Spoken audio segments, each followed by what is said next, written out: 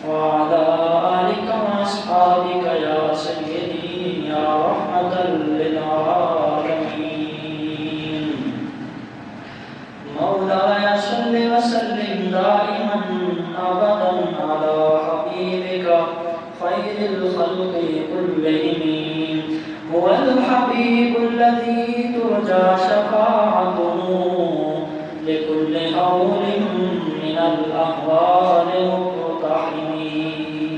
محمد سيد الكونين والثقلين والفريقين من عرب ومن عجم. انتہائی عزت کے لائق معزز سامعین، ناظرین و حاضرین، السلام علیکم ورحمۃ اللہ وبرکاتہ۔ آج کے مختصر وقت میں اللہ کے حضور ہم جمع ہیں، اللہ رب العزت سے دعا ہے اس اہم موقع پر حق اور سچ بولنا نصیب فرمائے۔ حق سچ بول کر سن کر عمل کر کے اپنی دین دنیا و آخرت کو بہتر بنانے کی سعادت نصیب فرمائے۔ وما توفیقی الا باللہ، علیہ توکلت و الیہ انیب۔ قرآن مجید فرقان حمید کی 17ویں پارے سورہ انبیاء کی پہلی آیت اللہ کریم نے مجھے شرف دیا تلاوت کی، جس کا مفہوم ہے کہ لوگوں قیامت قریب آ گئی ہے، اقترب للناس حسابہم، تمہارا حساب لیا جائے گا، قیامت کا وقت بہت قریب ہے۔ وَهُمْ فِي غَفْلَةٍ مُعْرِضُونَ، تمہیں کیا ہے کہ تم غفلت میں پڑے ہوئے ہو، ابھی تک سوئے پڑے ہو۔ تمہارے ضمیر کب جاگیں گے، دل اور روح کب جاگے، کیونکہ دل مردہ ہو گئے، ضمیریں مردہ ہو گئی، اندر کی روحانی کیفیت مر چکی، مٹ گئی۔ اس کی وجہ یہ ہے کہ ہم نے جسم کی خوراک یعنی کھانا پینا تو کیا، لیکن جو روح کی خوراک ہے، اس روح کی خوراک کو ہم نے نہ پہنچایا روح تک، بلکہ ہم نے تو یہ ہی نہیں سمجھا کہ روح کی خوراک ہے کیا، ہم نے تو یہ ہی نہیں سمجھا نا کہ روح کی خوراک ہے کیا۔ ہم نے تو ساری زندگی کھانے پینے اور کمانے میں گزار دی۔ ہمارے اندر کا بھی ایک انسان ہے نا، ایک تو ہم یہ ڈھانچہ جو نظر آ رہا ہے، ایک اندر کا انسان ہے، ضمیر جسے کہتے ہیں، دل جسے کہتے ہیں، روح جسے کہتے ہیں، وہ بھی زندگی کا محتاج ہے، وہ بھی خوراک کا محتاج ہے۔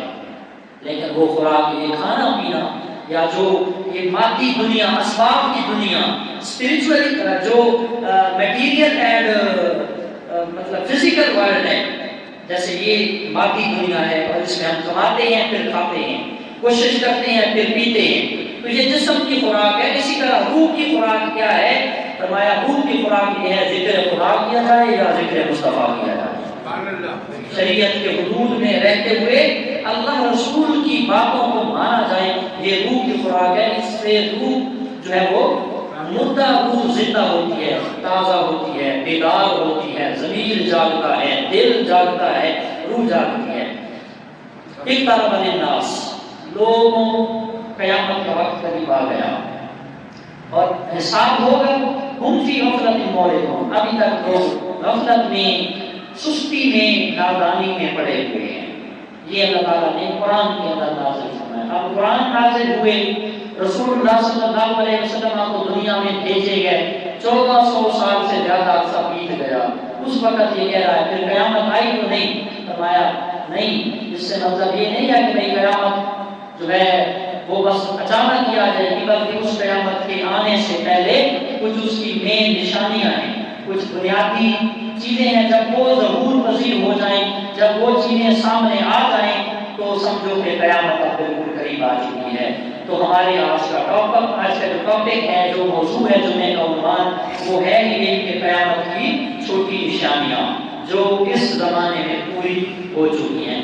رسول اللہ صلی اللہ علیہ وسلم آخری حجۃ الوداع کے موقع پر اپنی زندگی مبارک کا آخری حج، حجۃ الوداع، زندگی کا آخری سال حضور علیہ السلام کا ظاہری زندگی، یہ بات ذہن میں رکھیں، ظاہری زندگی، ٹھیک ہے۔ ویسے تو اللہ کے حبیب اللہ کی عطا سے زندہ ہیں، لیکن وہ کیسے زندہ ہیں جو ہم جان سکتے نہیں۔ اس پر سب کا اتفاق ہے کہ رسول کائنات صلی اللہ علیہ وسلم زندہ موجود ہیں۔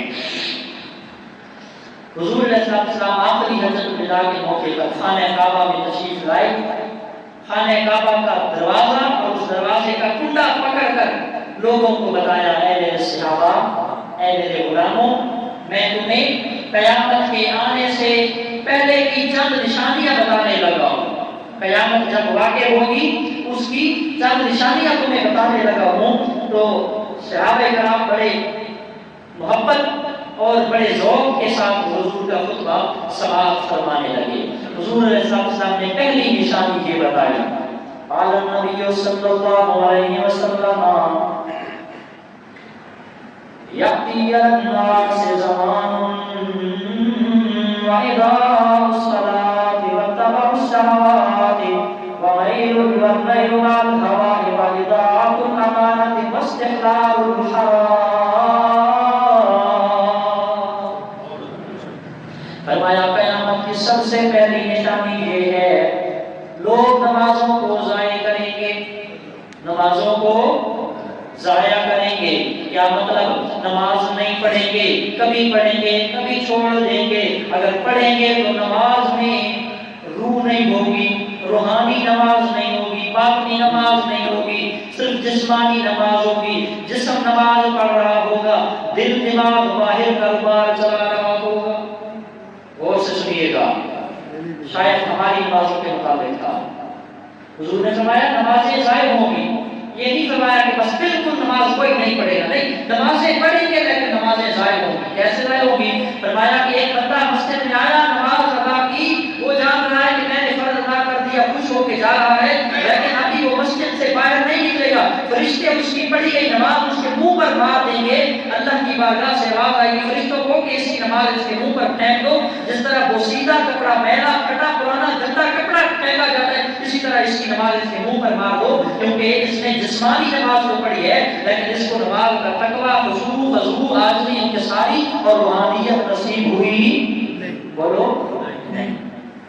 تو اضاعۃ الصلاۃ، لوگوں کی نمازیں ضائع ہوں گی، خشوع و خضوع نہیں ہوگا، بے وقت نماز پڑھیں گے۔ آپ دیکھتے ہیں نا، فجر کی نماز کا وقت نہیں ہوتا، ابھی تک لوگ آ کر پڑھ رہے ہوتے ہیں۔ گھروں میں بھی ایسے ہوگا، گھروں میں خواتین پر ٹائم ہے یا نہیں ہے، اٹھ کے وضو کیا نماز پڑھ ڈالی، کبھی ایسے ہوتا ہے وقت سے پہلے پڑھ ڈالی، ٹھیک ہے جی۔ کتنے لوگ ایسے ہیں، وہ بھائی سفر پہ جانا ہے تو چلو کٹھیاں پڑھ رہے ہیں ساری، نمازیں ضائع ہوں گی، نمازوں میں خشوع و خضوع نہیں ہوگا، بے وقت پڑھیں گے، وقت سے پہلے پڑھ لیں گے، وقت کے بعد پڑھ لیں گے، ٹائم نہیں دیکھیں گے، ٹائم کا خیال نہیں کریں گے۔ مطلب کیا؟ جماعت سے نہیں پڑھیں گے، یعنی جو جماعت سے نہیں پڑھے گا گویا وہ صحیح حق ادا نہیں کر رہا، کیونکہ اصل اور پہلا حق تو یہ ہے کہ بندہ نماز با جماعت ادا کرے۔ ہاں، کوئی شرعی مجبوری ہے، عذر ہے، تو اس کو اجازت ہے کہ وہ گھر میں یا کسی اور جگہ پر نماز پڑھ سکتا ہے، تو اس کی ایک مجبوری ہے۔ مگر نماز کا بہترین حق یہ ہے کہ اس کو وقت پر پابندی کے ساتھ مسجد میں با جماعت ادا کیا جائے۔ اسی لیے تو مسجد میں با جماعت نماز ادا کرنے کی فضیلت بھی اللہ کے رسول صلی اللہ علیہ وسلم سے زیادہ منقول ہوئی ہے۔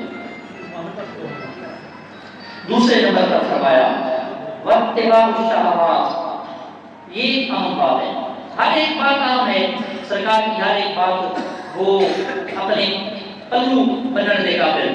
سرکار نے فرمایا واتباع الشہوات، لوگ اپنی خواہش نفس کی پیروی کریں گے، اپنی مرضی کے مطابق چلائیں گے خود۔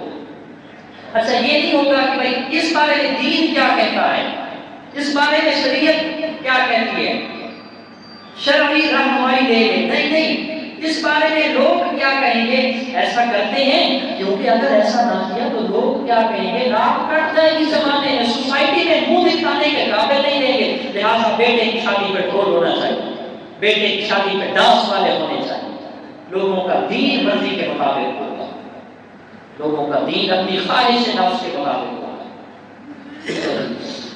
جیسا کہ ہمارے معاشرے میں قربانی نہیں کرتے، یہ تو معصوم جانور کا خون بہانا ہے، انہی پیسوں کا غریب کو دے دو، غریب کی بیٹی کی شادی کر دو، یہ اپنی مرضی کا منمانی کا دین ہے، یہ من گھڑت دین ہے، ایسا دین اللہ کی بارگاہ میں قابل قبول نہیں ہے۔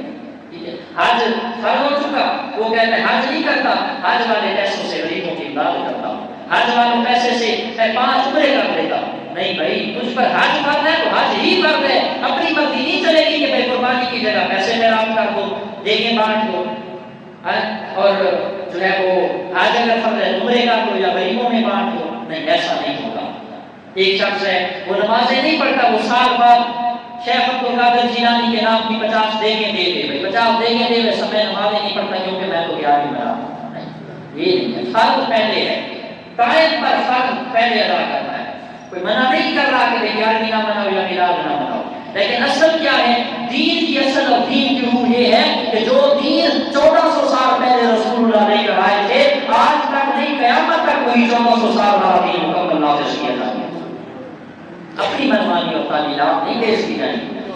واتباع الشہوات، لوگ خواہش کی پیروی کریں گے، اپنی منمانی کریں گے مرضی کے مطابق. ہمارے یہاں دیکھو نا، غمی ہوئی نا، غم، فوتگی ہو گئی، ختم بھی پڑھایا، قرآن بھی پڑھایا، خیرات بھی کی تھی، نمازاں بھی پڑھیاں، سر تے ٹوپی بھی رکھی، تے انہاں دناں چ گانے، سانگ، موبائل، نیٹ کا بھی غلط یوز، نیگیٹو یوز، غلط استعمال نہیں کرنا. کیوں؟ ابو فوت ہو گئے، بھائی فوت ہو گئے، ماموں، چاچو، چاچی، مامی، والدہ، بہن، بھائی کوئی فوت ہو گیا. اس وقت پورا لبادہ اسلام کا جب کوئی فوت ہو گیا اور جب شادی ہوئی، پھر ماؤں، بہنوں، بیٹیوں کے سب سے دوپٹے یوں تک گئے، گانے باجے بھی، ڈی جے ساؤنڈ بھی لگا ہوا ہے، گانے بھی سن رہے ہیں، پیسے بھی اڑا رہے ہیں، ڈانس بھی ہو رہا ہے، ڈھول بھی بجایا جا رہا ہے، حرام کام کیا جا رہا ہے، حرام دیکھا جا رہا ہے، حرام سنا جا رہا ہے، حرام کیا جا رہا ہے، نمازیں قضا کی جا رہی ہیں، قرآن کی تلاوت بند ہو گئی ہے، درود و سلام پڑھنا بند ہے، جماعت کی پابندی ختم ہے، گھر میں بے حیائی، فحاشی، بریانی، گند. خوشی کے موقع پر اسلام دو طرح کا ہے. اسلام دو طریقے سے آیا تھا. بھائی اسلام غمی کا اسلام یہ ہے، خوشی کا اسلام یہ ہے. جب خوشی آئے تو یہ کرنا، غمی آئے تو یہ کرنا. مجھے بتاؤ نا، اسلام تو ایک ہی ہے. یا ایھا الذین آمنوا ادخلوا فی السلم کافہ، اے ایمان والو جب زبان سے کلمہ نبی کا لا الہ الا اللہ محمد رسول اللہ پڑھ لیا تو اس میں پھر اپنی منمانی نہیں ہے. جو اسلام غمی میں حکم دیتا ہے وہی اسلام خوشی میں بھی حکم دیتا ہے کہ جس طرح مجھے پہلے غمی میں فالو کیا تھا اب خوشی میں بھی اسی طرح مجھے فالو کیا. بلکہ اس سے بھی زیادہ قابل افسوس بات کہ فوتگی ہو جائے تو بھی نمازیں قضا ہو رہی ہیں. شادی میں تو پرواہ ہی نہیں ہے نا. شادی میں تو ہفتہ ہفتہ 6 دن 30 نمازوں کی پرواہ ہی نہیں ہے. شادی جو ہے بیٹی کی شادی جو ہے، مہمان جو ہے نظام کو جو سنبھالنا ہے. باراتی بھی ایسے وقت پر رکھتے ہیں ہم کہ نمازیں اس میں آ رہی ہیں. اللہ کے رسول صلی اللہ علیہ وسلم نے بھی شادی کروائی، 11 شادیاں ہیں. صحابہ کرام 1,20,000 صحابہ صحابیات کی تعداد ہے، ان سب نے بھی شادیاں فرمائی. لیکن ان کا یہ نہیں ہوتا تھا جس دن شادی ہوتی تھی خدا کی قسم اسی دن شادی والے وقت بھی صحابہ کی نماز جماعت سے نہیں ادا کرتے. اور بعض تو ایسے ہیں، روایتیں موجود ہیں کہ شادی والی رات بھی تہجد کی نماز ادا رہے ہیں، یا فوتگی والی رات، فوتگی والے دن بھی تہجد بھی ادا نہیں ہوئی، تہجد بھی مسجد میں آ کر ادا کی ہے، اور 5 نماز بھی 5 وقت نمازاں بھی پوری جماعت ادا کی، مسجد میں ادا کی. شادی اپنی جگہ، خوشی اپنی جگہ، بیاہ اپنی جگہ، نکاح اپنی جگہ، رسم رواج اپنی جگہ. لیکن یہ نہیں ہے کہ اسلام غمی کا اور ہے، خوشی کا اور ہے. جب مرضی اسلام کا لبادہ اوڑھ لو، جب مرضی لبادہ اسلام کا اتار لو. واتباع الشہوات، لوگ اپنی منمانی کریں گے، خواہش کی پیروی کریں گے. اسلام اپنی مرضی کے مطابق ڈھالنا چاہیے. ایک اور بھی اس کی تعبیر ہے، لوگ وہ بات سننا، لوگ وہ بات جاننا، لوگ وہ بات فالو کرنا پسند کریں گے جو ان کے نفع کی ہے. یہ نہیں دیکھیں گے کہ اسلام اس بارے میں کیا کہتا ہے، بلکہ وہ آخر گے کہ مولوی تو چاہیے سی کہ اینج بیان نہ کرے، اینج بیان کرے، یعنی ساڈا نفع ہے نہیں. یہ بھی تعبیر اس کی تعبیر کی جا سکتی ہے کہ بھئی لوگ چاہیں گے کہ علماء وہی بات بیان کرے جو ہمارے اگینسٹ نہ جائے، اپوزٹ نہ جائے، ہمارے مخالف نہ جائے، بلکہ مولویوں کو چاہیے کہ وہ بات کرے جو ہمارے مطابق ہو، جو ہمیں سہولت دے، ہمیں فیسیلیٹیٹ کرے، ہمیں آسانی دے. لوگ یہ بھی چاہیں گے. اور معاشرے میں آپ کے سامنے ہے لوگوں کا ہوتا ہے کہ جی وہ آپ نے تو یہ مسئلہ بیان کیا تھا، ہم نے تو یہ پڑھا تھا، اگر ایسے بیان کرتے تو بہت اچھا ہوتا، اپنی منمانی۔ تیسرے نمبر پہ فرمایا والمیل مع الہوا، ہر آدمی جب قیامت قریب ہوگی ہر آدمی اپنی خواہش کی طرف جھکاؤ رکھے گا۔ اس کی خواہش کیا ہے؟ یعنی وہی نہ منمانی، اپنا منمانی کا جو من میں آئے، جو دل میں آئے وہ ہونا چاہیے۔ پھر فرمایا چوتھے نمبر پر اضاعۃ الامانات، جب امانتیں ضائع ہونے لگی، امانتیں ضائع ہونے لگی تو یہ قیامت کے قرب ہونے کی یہ نشانی ہے کہ جب لوگ امانتوں کو ضائع کریں۔ امانتوں میں صرف پیسہ نہیں ہے، امانتوں میں پیسہ بھی ہے، کسی کا راز آپ کے پاس امانت ہے، کسی کا عیب آپ کے پاس امانت ہے، کسی کی عزت، ماں بہن بیٹی کی عزت، یا کوئی ایسی بات جو معاشرے میں سوسائٹ کرنا، اس کو سوسائٹی میں پھیلانا، اس کو پروپیگیٹ کرنا یا پروموٹ کرنا یا لوگوں کو بتانا جو اس کو نامناسب ہو، ایسی بات بھی آپ کے پاس کیا ہے؟ بولو نا، امانت ہے، اور اس امانت میں خیانت کی اجازت نہیں ہے۔ تو حضور نے فرمایا اضاعۃ الامانات، جب امانتیں ضائع ہونے لگی تو سمجھو قیامت کا وقت قریب آ گیا۔ پانچواں نمبر فرمایا واستحلال الحرام، لوگ حرام کو حلال سمجھیں گے، حرام کو حلال سمجھیں گے۔ اس کی سب سے زیادہ 90%، بلکہ 90 سے بھی زیادہ 99% اس کی مثال معاشرے میں مسئلہ طلاق پر ہے کہ ہمارے معاشرے میں لوگوں نے بیویوں کو طلاق دی اور پھر اپنی مرضی سے جو ہے وہ بس من گھڑت باتوں کو لے کر طلاق شدہ حرام بیوی کے ساتھ رہنا پسند کرتے ہیں اور رہ رہے ہیں، اور بکاؤ مولویوں سے فتوے لے کر چند ہزار سے فتویٰ خرید کر وہ رہ رہے ہیں۔ اس میں بعض مرتبہ علماء کا قصور نہیں ہوتا، بلکہ وہ اپنا بیان تبدیل کر دیتے ہیں، اپنا جو سٹیٹمنٹ ہے، اپنا جو بیانیہ ہے، وہ دعویٰ ہے، وہ تبدیل کر دیتے ہیں، اور جو ہے وہ جا کر کہتے ہیں کہ ہم نے یہ الفاظ نہیں بولے تھے، ہم نے یہ الفاظ بولے تھے۔ وہ ہوتا یوں ہے نا، ایک بندہ مفتی صاحب کے پاس گیا، میں نے جی اپنی بیوی کو 3 طلاقیں دے دی ہیں۔ مفتی صاحب نے کہا جی آپ کی 3 طلاقیں واقع ہو گئی، کیونکہ آپ نے 3 طلاقیں اکٹھی دے دی، ہمیشہ کے لیے بیوی اب حرام ہے، اب اس سے آپ کا دوبارہ نکاح نہیں ہو سکتا جب تک کہ وہ حلالہ نہ کرے۔ سمجھ رہے ہیں حلالہ؟ جب تک کہ وہ حلالہ نہ کرے۔ اب یہ جوان آدمی جس نے جب طلاق دے دی تو دل میں محبت آئی، گزارا نہ ہو سکا، ان کے نا چھوٹیاں شادیاں کرنی دوبارہ، تو دوبارہ شادی کرنے کے قابل نہ ہوا، تو پھر مفتی صاحب سے جب مسئلہ پوچھا تو کہا میں نے یہ الفاظ بولے تھے۔ مفتی صاحب نے بولا جی آپ کی تو طلاق ہو گئی، کیوں؟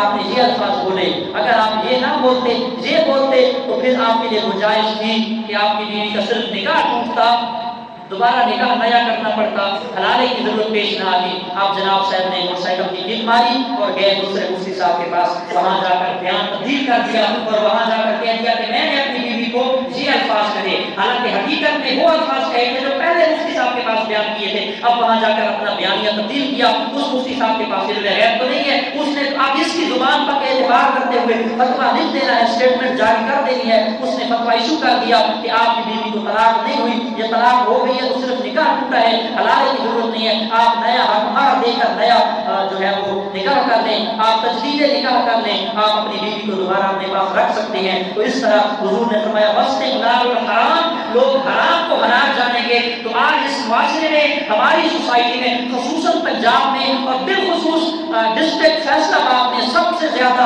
بچیوں کو طلاق ہوتی ہے، اور اس طلاق کے بعد یہی نتیجہ نکلتا ہے کہ حرام بچی کو اپنے پاس اپنی منمانی کے مطابق یا اپنا بیان تبدیل کر کے مفتی صاحب سے کسی سے بھی فتویٰ لے کر آئے اور اس حرام شدہ بیوی کے ساتھ زندگی گزارے۔ یہ قیامت کی نشانی میں سے نشانی ہے۔ طلاق کا ایک بہت بڑا چیپٹر ہے، ایک موضوع ہے، انشاءاللہ زندگی باقی تو پھر کسی جمعے میں اس کو ڈسکرائب کروں گا کھول کر ڈیٹیل کے ساتھ۔ نشانیاں قیامت کی۔ 6 نمبر پر حضور نے ارشاد فرمایا وَأَكْلُ الرِّبَا، سود عام کھایا جائے گا، انٹرسٹ، سود۔ اب دیکھیں نا، بینک میں جائیں، آپ کو اتنے وہ ٹرسٹ میں لیں گے نا، آپ سمجھیں گے کہ واقعی آپ سود نہیں ہے، لیکن وہ سود ہوتا ہے۔ انہوں نے مارک اپ کے نام پر، پتہ نہیں کیا انٹرسٹ کے نام پر، مارک اپ کے نام پر اور مختلف نام دے کر انہوں نے آپ کو جو ہے وہ کرنا ہوتا ہے، مجبور کرنا ہوتا ہے، تو در حقیقت وہ سارا سود ہی ہوتا ہے۔ حضور نے فرمایا وَأَكْلُ الرِّبَا، انٹرسٹ مار کر سود عام کھایا جائے گا، ہر بندے کے گلے تک سود کی غبار لازمی پہنچے گی۔ یہ قیامت کی نشانی میں سے نشانی ہے۔ بینکوں میں جائیں، بزنس میں جائیں، ملوں میں جائیں، مارکیٹس میں جائیں، جہاں مرضی جائیں، کوئی بندہ بھی سود کے غبار سے اب بچ سکتا نہیں۔ یہ قیامت کی نشانی ہے۔ حضور نے فرمایا اکلوا الربا۔ چلیے چھوڑ دیں اس کو، ملک دیکھیں ہمارا ملک سود پہ نہیں چل رہا، نہیں چل رہا تو مجھے بتائیں ہمارا ملک کی سود پہ چل، مجھے تو لگتا ہے میری عمر تقریباً 27 سال 75 سال سے سود پہ ہی چل رہا ہے۔ مجھے تو یوں لگتا ہے کہ جب سے آپ کھولی ہے نا، ہوش سنبھالا ہے، ٹھیک ہے، 15 سال ہو گئے ہوش سنبھالے کو، تو یہ سنتے آ رہے ہیں کہ ہر پاکستانی پر اتنے لاکھ کر رہا ہے، ہر پاکستانی پر اتنے لاکھ کر رہا ہے۔ آج کی تاریخ میں تقریباً ہر پاکستانی پر تقریباً 3 سے 4 لاکھ روپے کر رہا ہے۔ ایسا ہی ہے نا جو آئی ایم ایف اور ورلڈ بینک سے کیا ہوا ہے۔ تو بچپن سے یہ سنتے آ رہے ہیں، اور وہ شرح سود یا کرنا بڑھتا جا رہا ہے، گھٹتا نہیں جا رہا، اس کی مارکیٹ اس کا بڑھتا ہی جا رہا ہے۔ تو ملک کے سود پر چل رہا ہے، تو خاک ترقی کرے گا، خاک معاشرے کی خوشحالی اور امن آئے گا۔ اکل الربا، جب قومیں سود کھانے لگ جائیں گی تو سمجھے قیامت قریب۔ فرمایا 6 نمبر پر وَأَخْذُ الرَّشْوَىٰ، رشوت عام لیں گے، اگے پیچھے مٹھائی تے روزیاں افطاری تے عید دے دن عیدی، حالانکہ ہے کیا رشوت۔ بولو نا یار، بولتے کیوں نہیں؟ قانون تو نہیں کہنا بھائی کسی رہ رہے ہو، معاشرے کی بات کر رہا ہوں۔ اخذ الرشوہ، رشوت دینا ہے۔ عام دنوں میں کہتے ہیں جی مٹھائی ہے، مفتی طیب جامی کا کام کر دو تو مٹھائی دے دیں گے، یعنی میں بھی کہہ رہا ہوں مٹھائی، وہ بھی جو افسر بیٹھا ہے کرسی پہ وہ بھی کہہ رہا ہے ٹھیک ہے مٹھائی ہے، روزے آ گئے تو افطاری ہے، ٹھیک ہے، عید قریب آ گئی تو عیدی ہے۔ تو ہے اصل میں کیا ہے؟ نہ عیدی ہے، نہ افطاری ہے، نہ مٹھائی ہے، یہ ساری رشوت ہے۔ تو رشوت والے کے متعلق حضور نے کیا فرمایا؟ الراشی والمرتشی کلاہما فی النار، رشوت دینے والا لینے والا دونوں جہنم میں جائیں گے۔ اللہ اکبر۔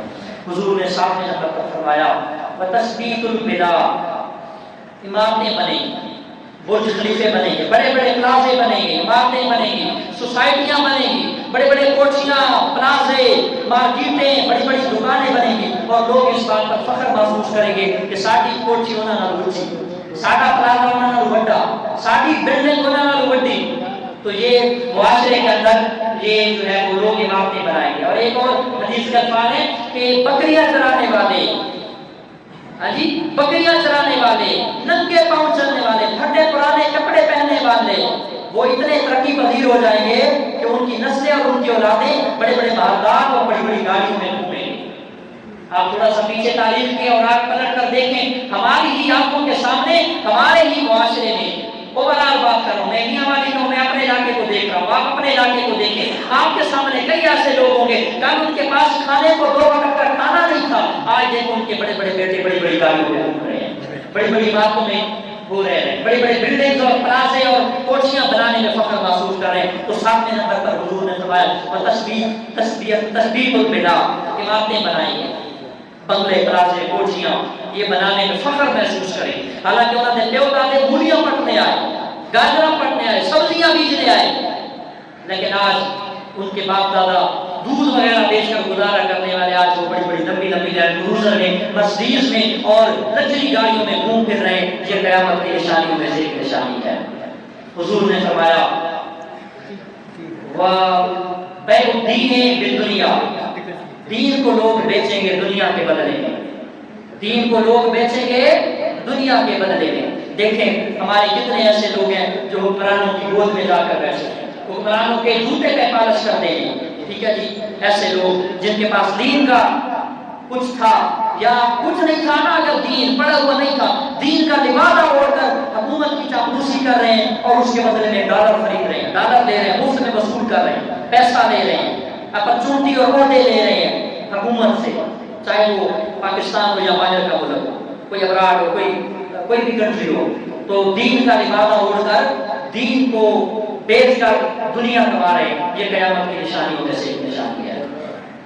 اور پھر ان کا نقصان کیا ہوتا ہے کہ جب ایسے لوگ جو حکمرانوں کے پاس جا کر ڈالر اور پیسے وصول کرنے والے ہوتے ہیں، ان کی باتوں پہ پھر حق جاری، بولو نا، حق جاری نہیں ہوتا بھائی جیتا کھاوا وہ گیت گاوا ایک بندہ میں ہر مہینے لاکھ روپیہ دیتا ہوئے وہ خلاف میں بولا گا کبھی بھی سوال ہی پیدا نہیں ہوتا بھائی لاکھ روپیہ میرے منتری دینا ہے میرے کہڑا بڑا کتے بڑے جو میں اس خلاف بولا گا ہیں تو جو دین دار لوگ ہیں دین والے لوگ ہیں وہ اگر کسی سے ڈالر دے رہے ہیں کسی ملک سے لے رہے ہیں ایڈ دے رہے ہیں یا کسی مدرسے وغیرہ کے نام پر چندہ بٹور رہے ہیں تو پھر وہ اپنے ظالم لوگوں کے خلاف کبھی زبان تو نہیں کھول سکیں گے کیونکہ ان کا کھا ہو رہے ہیں اور اگر وہ بولتے ہیں تو ہڈی بند ہو جائے گی جو ہڈی وہ ڈال رہے ہیں نا موٹی ہڈی وہ ڈال رہے ہیں وہ بند ہو جائے گی تو حضور نے فرمایا قیامت کے قریب ہونے کی نشانی یہ ہے بیع الدین فی دنیا لوگ دین کو بیچیں گے دنیا کے عوض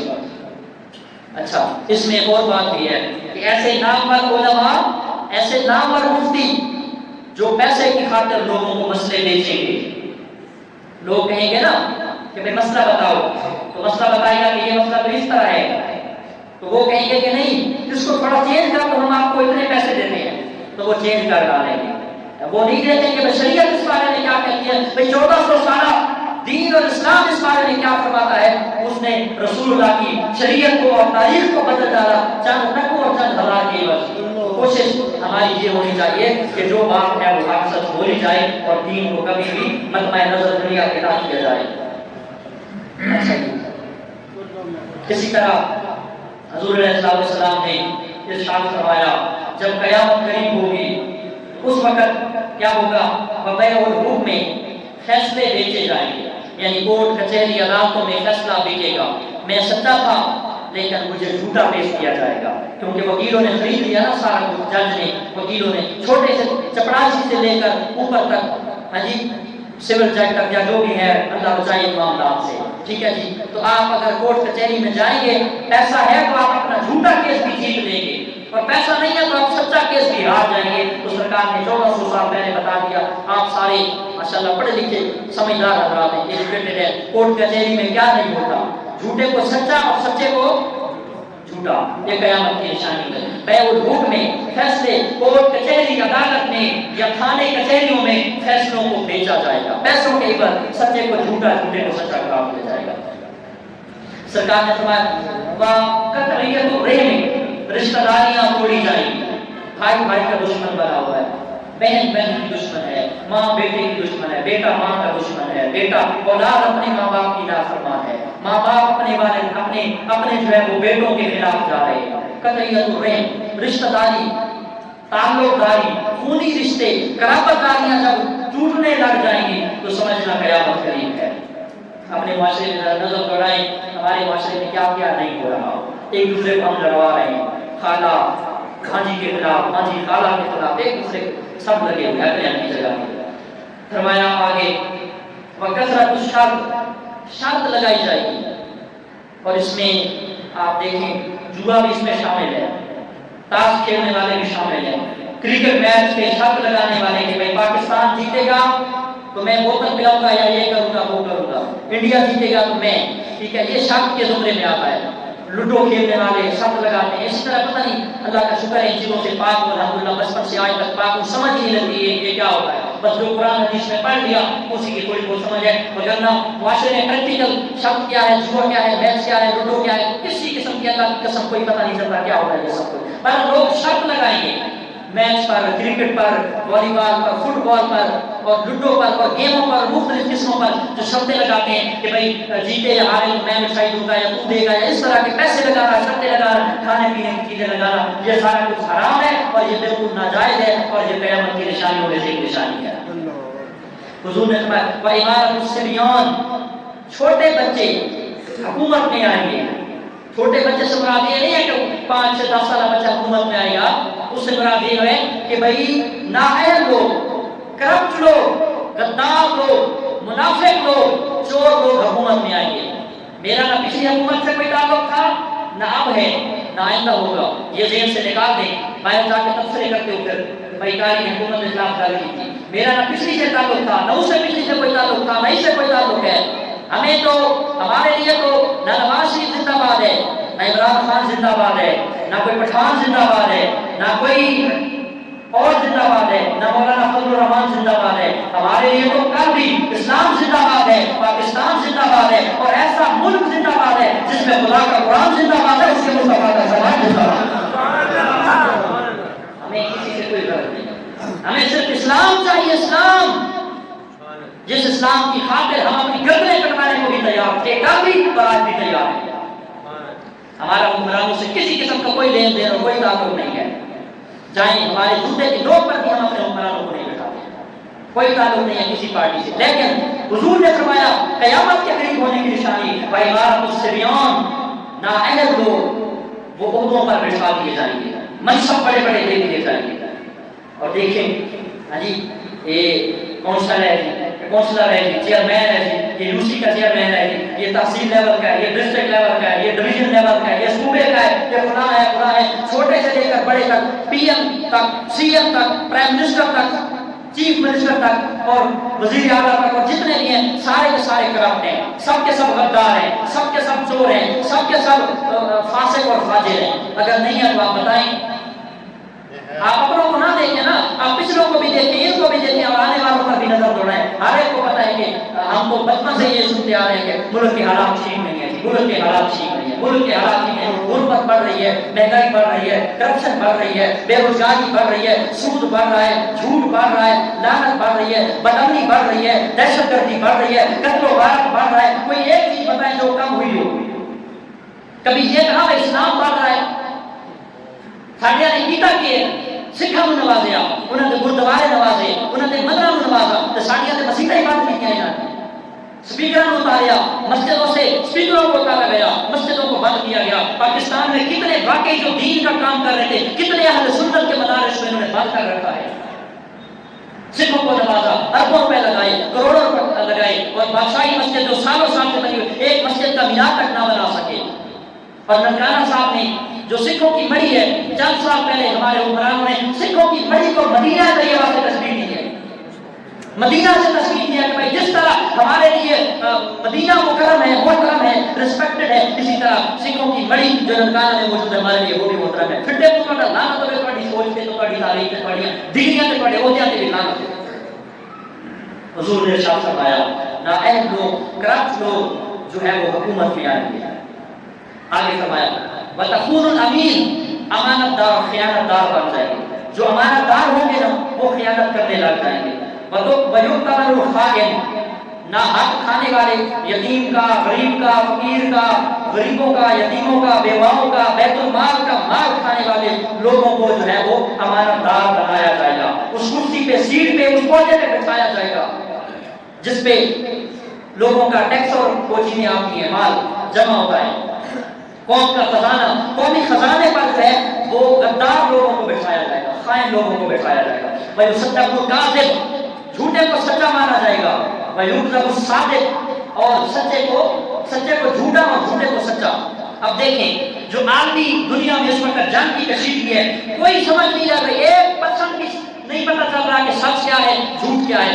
کوئی کہتا ہے بھئی نیتن مارا گیا، کوئی کہتا ہے بھئی ابھی جو ہے خامنائی ابھی زندہ ہے، ایران کے یہ حالات ہے، کوئی کہتا ہے بھئی اسرائیل تباہ ہو چکا۔ خبریں دیکھیں یوں لگتا ہے کہ بالکل سچ ہے، لیکن 1% بھی نہیں لگتا کہ سچ ہے، سارا جھوٹ ہے، پور فیک ہے، جھوٹ ہے۔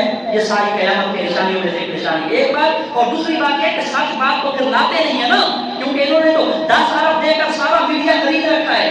ان کبیروں نے 10 ارب دے کر قوم کا، آپ کا، میرا خزانہ لوٹ کر 10 ارب سے میڈیا سارا سوشل انہوں نے خرید رکھا ہے، تو انہوں نے 10 ارب لے کر خواہ تو سچ بتانا ہے ٹی وی پہ آ کر، انہوں نے حکومت کے گیتی گانے ہیں نا، انہوں نے کیا سچ بتانا ہے؟ تو یہ حضور علیہ السلام کا وہ فرمان جو 1450 سال سے پہلے حضور نے خانہ کعبہ کا دروازہ پکڑ کر، کنڈے کو پکڑ کر اپنے غلاموں کو اپنے نبی نے بتایا تھا کہ جب یہ نشانیاں آ جائیں، جب یہ واقعات عظیم ہو جائیں تو سمجھنا کہ قیامت اب قریب ہے۔ فرمایا وَيَكْسُرُ الْبُهْتَانَ، پاک لوگوں پر تہمت لگائی جائے گی، پاک باز، پاک دامن عورتوں پر یا مومن مردوں پر لوگ تہمت لگائیں گے، الزام لگائیں گے، ان پر جان بوجھ کر جو ہے بلیم کریں گے، انہیں الزام سے نوازیں گے۔ وَظُهُورُ الْجَوْرِ فِي كُلِّ بَلْدَةٍ، ہر شہر میں ظلم انتہا پر پہنچا ہوگا، ہر شہر میں چھوٹے سے ولیج سے لے کر، قصبے سے لے کر، گاؤں دیہات سے لے کر بڑے شہر، تحصیل، ضلع، ملک، دنیا، یہ حضور کا فرمان۔ بظہور الجور فی کل بلدۃ، ہر شہر میں ظلم، جبر، بربریت اور مسلمانوں کا استحصال اور ان کی عزتوں سے، ان کی جان مال سے کھیلا جا رہا ہوگا۔ یہ قیامت کی نشانیوں میں سے ایک نشانی ہے۔ آج دیکھیں معاشرے میں کہاں ظلم نہیں ہے، غریب کے ساتھ ذرا چوکے ظلم ہے نا، تو ہر جگہ پہ ظلم ہے، بربریت ہے، ٹیکس ہے، بوجھ ہے، حکومت کی طرف سے ہمارے اوپر کیا کیا چیزیں مسلط نہیں ہیں، جن کی وجہ سے ہم جان چھڑانا چاہتے ہیں، لیکن ہم سب اس آگ میں جل رہے ہیں، ہم سب اس آگ کا ایندھن بنے ہوئے ہیں۔ حضور نے فرمایا ہر شہر میں ظلم اپنی انتہا کو، ظلم و بربریت اپنی انتہا کو ہوگا۔ وَيَكْثُرُ النِّسَاءُ وَيَقِلُّ الرِّجَالُ، عورتیں زیادہ ہوں گی، مرد کم ہوں گے، حتیٰ کہ ایک مرد ہوگا اور 50 عورتیں اس سے سنیں گی۔ اب دیکھیں معاشرے میں، اپنے معاشرے میں دیکھیں، اب ماشاءاللہ بیٹیوں کی کثرت سے جو ہے وہ مولود ہوتی ہیں بیٹیاں، بیٹے کم ہوتے جا رہے ہیں، تو یہ قیامت کی ایک نشانی میں سے نشانی، عورتیں زیادہ، مرد کم۔ وَيَكْثُرُ الطَّلَاقُ، طلاق کثرت سے دی جائے گی، وہ پہلے جو میں بتا چکا، طلاق کثرت سے لوگ دیں گے۔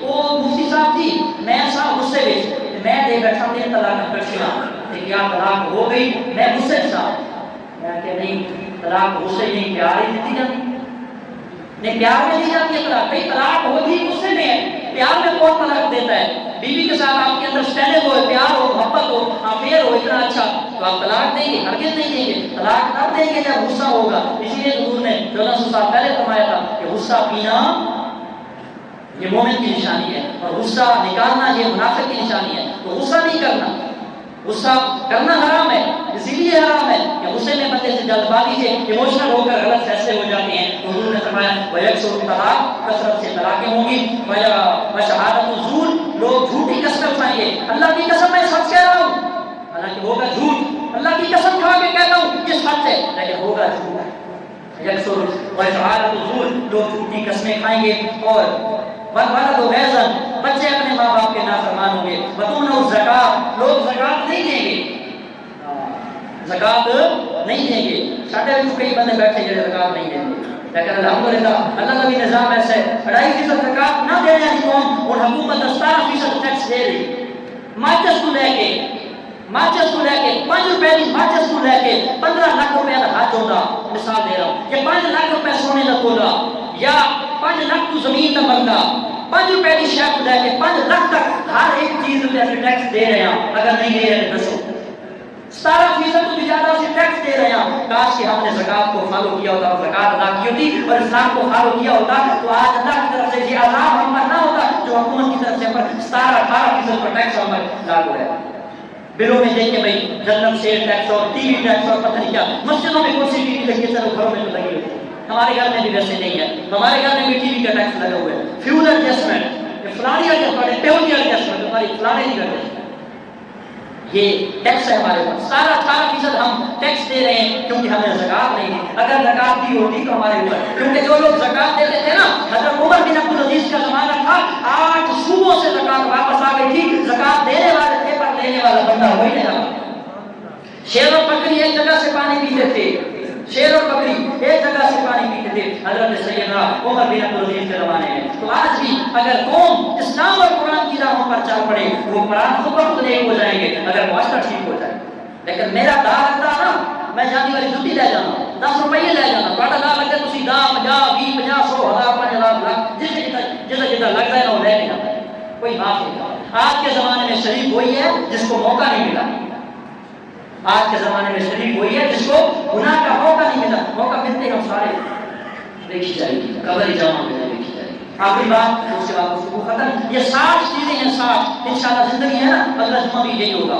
60 چیزیں حضور نے خانہ کعبہ کے دروازے کے کنڈے کو پکڑ کر صحابہ کو فرمایا جب یہ ہو جائے وہ ہو جائے، جب یہ نشانی جب یہ سائن ہو جائے تو سمجھنا کہ قیامت اب بالکل قریب آ چکی۔ آخری بات، اللہ کے محبوب صلی اللہ علیہ وسلم نے فرمایا وَتُحَلُّ الْمَصَاحِفَ، قرآن خوبصورت چھاپے جائیں گے، وَتُزَيَّنُ الْمَسَاجِدَ، مسجدیں خوبصورت تعمیر کی جائیں گی، لیکن ان میں پڑھنے والے نمازی مسجد تو بنا دی۔ اللہ نے کہا کہ 100 سال یہی فرمایا، مسجد تو بنا دی شب بھر میں، ایمان کی حرارت والوں نے من اپنا پرانا پاپی ہے برسوں سے نمازی ایمان نہ رہا۔ مسجد مرثیہ خواہ ہے کہ وہ صاحب اوصاف حجاب ہی نہ رہے، مسجد تو بنا دی شب بھر میں ایمان کی حرارت والوں نے، من اپنا پرانا پاپی ہے، برسوں سے نمازی بن نہ سکا۔ ہم برسوں سے نماز پڑھ رہے ہیں پر نمازی نہیں بنے ابھی تک، نماز کی روح نہیں ہے۔ جو پہلی بات حضور نے فرمائی تھی، جس سے میں نے سٹارٹ اپ لیا تھا اپنے لیکچر کا کہ اذاء الصلاۃ، لوگ نمازوں کو ضائع کریں گے، اسی کے گفتگو کو وائرل کر رہا ہوں۔ حضور نے فرمایا وَتُحَلُّ الْمَصَاحِفَ، قرآن خوبصورت سجایا جائے گا، چھاپا جائے گا سونے کے پانی سے، چاندی کے پانی سے، ریشم کے کپڑوں میں، ریشم کے دیباچوں میں، اور بڑی بڑی خوبصورت ریلوں پہ سجایا جائے گا۔ وہ کسی لکھا ہے نا، تاکوں میں سجایا جاتا ہوں، سینوں سے لگایا جاتا ہوں، ہاتھوں پہ اٹھایا جاتا ہوں، چوم چوم کر آنکھوں سے لگایا جاتا ہوں، جب بات قول و قسم کی آتی ہے تو سروں پہ اٹھایا جاتا ہوں۔ تو قرآن اب صرف سروں پہ اٹھایا جاتا ہے یا آنکھوں سے لگایا جاتا ہے یا ہونٹوں سے چوما جاتا ہے یا سینے سے لگایا جاتا ہے؟ قرآن پڑھنے والی یا عمل کرنے والی بات اس امت سے بولو ختم ہو چکی ہے۔ اور فرمایا وَتُزَيِّنُ الْمَسَاجِدَ وَالْمَنَارِ، اور مسجدوں کو خوبصورت بنائیں گے، کروڑوں روپے مینار تک لگائیں گے، لیکن دل ایمان سے خالی ہوں گے۔ وَقَلْبُهُمْ خَرِبَةٌ، دل ان کے ویران ہوں گے، دل ان کے منافق ہوں گے، دلوں میں منافقت ہوگی، دلوں میں بغض ہوگا، مسجدوں میں ٹائلیں لگی ہوں گی، اے سی لگے ہوں گے، ہیٹر لگے ہوں گے، قالین بچھے ہوں گے، مسجد کے ایک ایک واش روم کو 2-3 4 لاکھ تک سجایا ہوگا، لیکن امام مسجد کے گھر میں آٹا بھی نہیں ہوگا۔ کتنے ایسے ہمارے ائمہ مساجد ہیں۔ اپنا تو نہیں کہہ رہا، اگر میں اپنا کہنا ہوتا تو میں اپنے نمازیوں سے کہتا آج تو جمعے میں باہر کے لوگ زیادہ ہوتے ہیں، آپ اپنی جو باہر سے آئے ہوئے ہیں آپ اپنی مسجد کے امام سے جا کر ذرا حالات پوچھیے گا۔ بہت لوگ ایسے ہیں جو مسجدوں کے امام ہیں اور ان کے گھر میں فریج نہیں ہے، ان کے گھر میں اوون نہیں ہے، ان کے گھر میں بچوں کے لیے ٹی وی نہیں ہے، ان کے گھر میں واشنگ مشین نہیں ہے، ان کے کھانے پینے کی اشیاء نہیں ہے، سردی کے پورے کپڑے نہیں ہیں، گرمی کے پورے کپڑے نہیں ہیں، اے سی نہیں ہوتا، ہیٹر نہیں ہوتا۔ کتنی ایسی سہولیات جو ہمارے گھروں میں موجود ہوتی ہیں، لیکن جو ہماری قوم کا امام ہے، رہنما ہے، پیشوا ہے، ہماری مسجد کا امام ہے، اس کے پاس یہ چیزیں نہیں ہوتی۔ اس کے پاس بیچارے کے پاس بعض اوقات موٹر سائیکل بھی نہیں ہوتی اور ہم بڑی بڑی گاڑیوں میں ہم گھوم رہے ہوتے ہیں، تو اس کو ہمارا حق بنتا ہے کہ اس کو نوازیں۔ اللہ بخدا اپنے لیے نہیں کہہ رہا، اللہ جانتا ہے، میں نے اپنے اللہ کی بارگاہ میں جان دے دی ہے۔